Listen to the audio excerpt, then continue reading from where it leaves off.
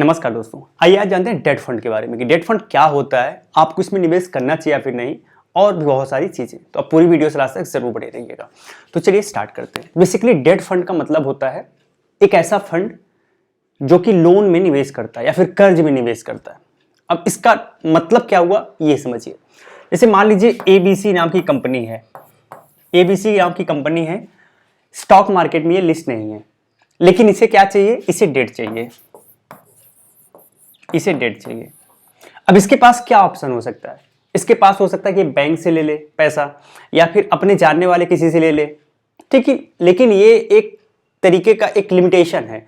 एक लिमिटेशन के बाद वो अपना अगर दायरा व्यापक करना चाहती है तो पब्लिक से भी पैसा ले सकती है, पब्लिक से भी पैसा ले सकती है।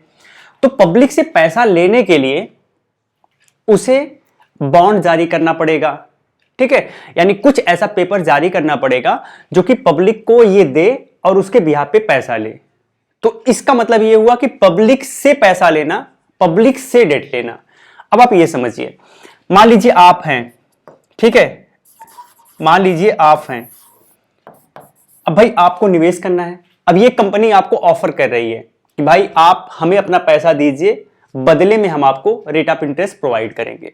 तो सिंपल सी बात है, अगर आप अपना पैसा निवेश करोगे तो भाई आपको इंटरेस्ट तो चाहिए ना, फ्री में तो आप दोगे नहीं, तो इंटरेस्ट ही आपको प्रोवाइड करेगी। तो आपको क्या हुआ, आपने डेट फंड में निवेश कर दिया या किसी कंपनी के या फिर भारत सरकार के बॉन्ड में निवेश कर दिया।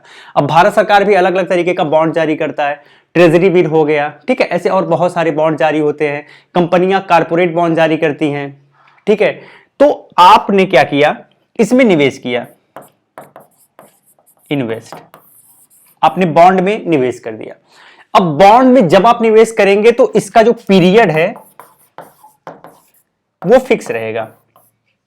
जिस दिन आप निवेश करेंगे आपको पता होगा कि कितने दिन के लिए आपने निवेश किया है। हो सकता है 1 ईयर हो सकता है 2 ईयर हो सकता है 3 ईयर हो, जो भी हो आपको पता होगा कि भाई जो आपने निवेश किया है पैसा वो कितने दिन के लिए निवेश किया है, और इस पे रेट ऑफ इंटरेस्ट आपको क्या मिलने वाला है। खैर रेट ऑफ इंटरेस्ट फ्लक्चुएट कर सकता है, आपको कितना इस पर फायदा मिलेगा या थोड़ा बहुत फ्लक्चुएट कर सकता है, इसीलिए हल्का सा इसमें रिस्क इन्वॉल्व होता है, लेकिन इक्विटी इतना रिस्क इन्वॉल्व नहीं होता है। तो अब आपको पता चल गया कितने समय के लिए आपने पैसा लगाया है, कितना आपको near about rate of interest मिलेगा। तो ये होता है आपका बॉन्ड फंड। अब इसे डेट फंड के नाम से क्यों जाना जाता है, क्योंकि इसमें भी आप एक एएमसी के माध्यम से पैसा लगाते हो, एक एसेट मैनेजमेंट कंपनी के माध्यम से पैसा लगाते हो, जिसमें भी इसका एक फंड मैनेजर होता है जो आपके पैसे को मैनेज करता है। वो फंड मैनेजर ही अलग अलग स्कीम्स में, अलग अलग इंस्ट्रूमेंट्स में पैसा लगाता है, जो कि फिक्स इनकम इंस्ट्रूमेंट के नाम से जाना जाता है। तो मेजर तौर पे आपने समझ लिया कि क्या होता है। अब आपको यह समझना है कि जो आप इसमें पैसा लगा रहे हैं इसमें क्या रिस्क इन्वॉल्व है और क्या रिटर्न है वो समझ लीजिए। तो बेसिकली अगर इसकी बात करें तो एडवांटेज की बात कर लेते हैं और डिसएडवांटेज की बात कर लेते हैं। एडवांटेज ये है कि यहां पे रिस्क आपका,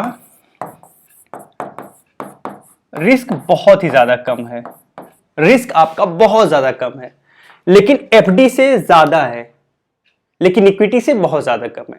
तो हम कह सकते हैं यहां risk moderate to low risk में जाता है। लेकिन रिटर्न की बात करें तो रिटर्न्स भी बहुत ज्यादा आपको कम मिलेंगी। इक्विटी की अपेक्षा तो बहुत ज्यादा कम रिटर्न है, लगभग आपको यहां पे 7 से लेके 10% तक का रिटर्न मिल सकता है। कई बार 10 से ऊपर भी जा सकता है, ऐसा नहीं है, बट ये एक फिगर आउट आप कर सकते हो कि ये कुछ आपका रेशियो रहेगा। अब बात करते हैं कि यहां रिटर्न की तो बात आपने कर ली और रिस्क की भी बात कर ली। टाइम पीरियड, तो टाइम पीरियड यहां डिफरेंट मिलेगा, डिफरेंट टाइम पीरियड देखने को मिल जाएगा।